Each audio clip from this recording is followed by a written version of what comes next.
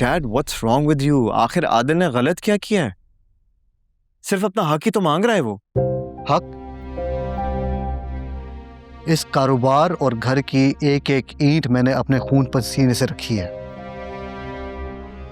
जो भी इसमें हक मांगने आएगा उसको इस घर में रहने का कोई हक नहीं है।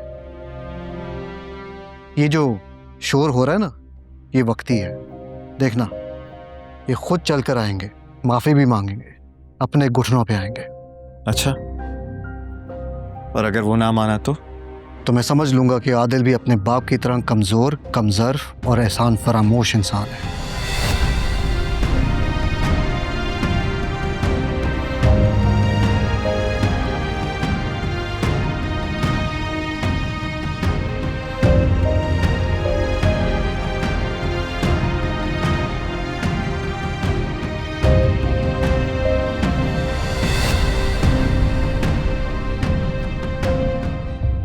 ताई अम्मी,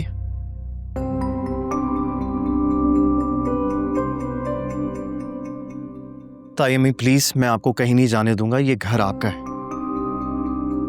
और आप इसकी बातों में क्यों आ रही हैं? आदिल, मैं तुम्हें आखिरी बार समझा रहा हूं, जिद छोड़ दो अपनी। क्या हो गया? बस कर दो यार।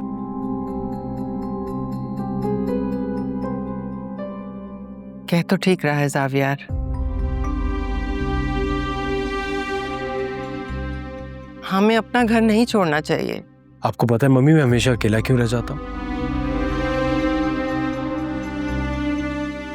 अपनों की वजह से, आपकी वजह से। किसी से मत कहो। मैं थक गया हूं मम्मी, बार बार अपने आप को साबित कर करके। एक बार भी आपने मुझसे कभी नहीं कहा कि तुम जो कुछ भी कर रहे हो बिल्कुल ठीक कर रहे हो।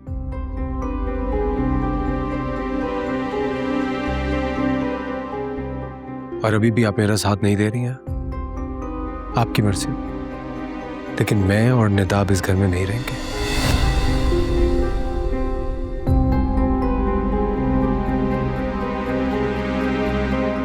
चलो निदाब।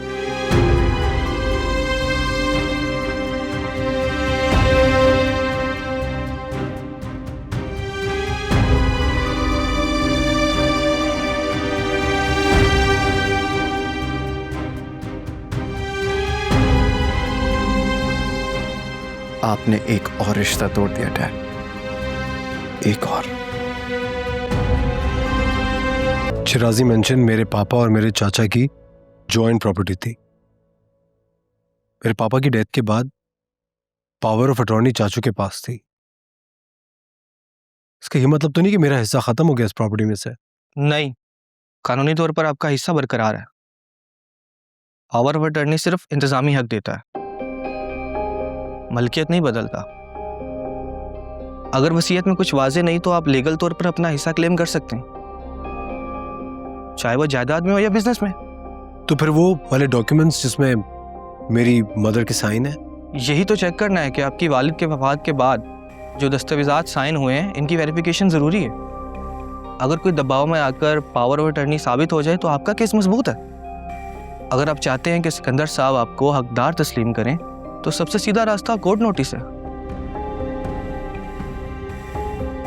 एक लीगल नोटिस जाएगा, इन्हें रिकॉर्ड दिखाने और शेयर वाजे करने का पाबंद करेगा। वकील साहब, मैं फिलहाल अदालत का दरवाजा नहीं खटखटाना चाहता हूं।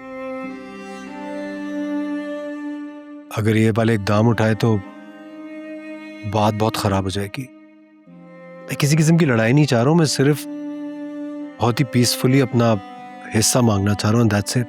मैं समझ सकता हूं, मगर कानूनी तौर पर यही महफूज रास्ता है, वरना कभी भी सबूत हाथ नहीं आने देंगे।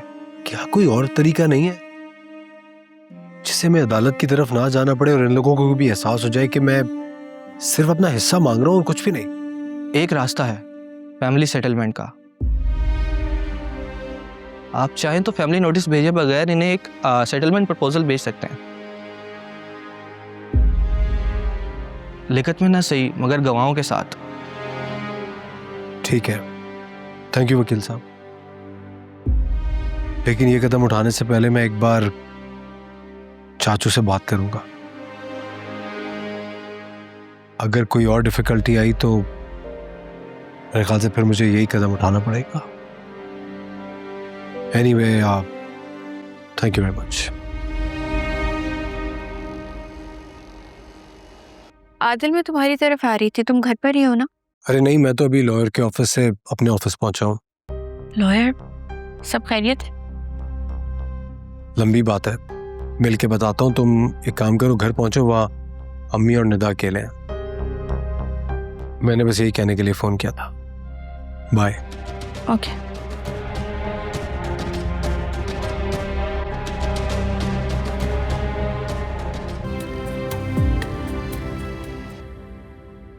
हाँ जी, तो कैसा लग रहा है कि आज आपकी बहू ने फाइनली एक ऐसी गाड़ी ले ली जो आज आपकी गाड़ी के बराबर में खड़ी हुई थी?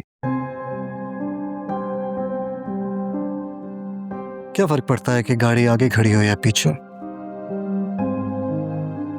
कुछ फासले गाड़ियों से नहीं, स्टेटस से नापे जाते हैं। और जिस जगह तुम्हारा बाप है ना, एनी को वहां पहुंचने में सदियां लग जाएंगी, चाहे वो जितनी भी गाड़ियां बदल ले, हमारे बराबर कभी खड़ी नहीं हो पाएगी। बिल्कुल ठीक कहा आपने, क्योंकि वो आज वहां खड़ी हुई है जहां हौसले और सच साथ खड़े होते हैं। हौसला, सच, ये सब सुनने में बहुत अच्छी लगती है। Business is easy to start, but it's hard to sustain. हाँ, सही कहा आपने, लेकिन कुछ लोग बिजनेस चलाते चलाते रिश्ते निभाना भूल जाते हैं। खैर, चलता हूं। तो ख़वातीनो हज़रात, इस साल का बेस्ट वुमेन अवार्ड जाता है एक ऐसी खातून को जिन्होंने ना ही सिर्फ किचन में अपना मकाम बनाया बल्कि कई औरतों को बाइज्जत रोजगार दिया। Ladies and gentleman, so please welcome Annie Ansari.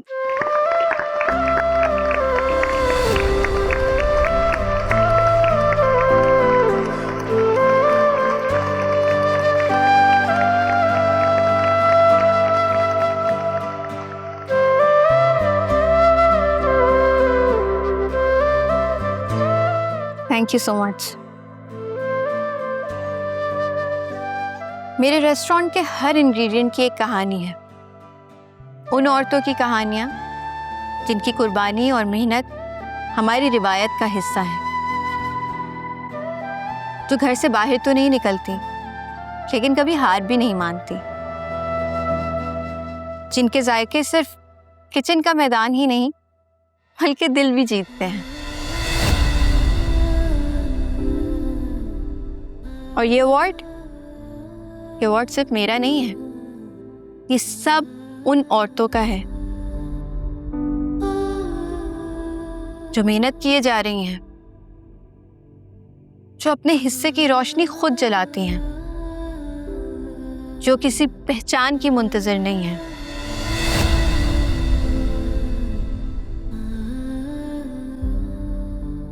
जिनका हौसला लाखों को हिम्मत देता है।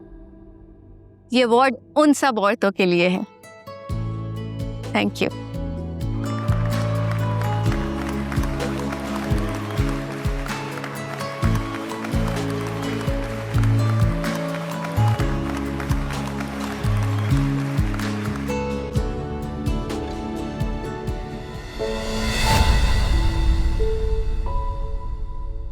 ये नया शौक पाला है मेरा रास्ता रोकने का, या फिर हर लड़की के साथ यही करते हो?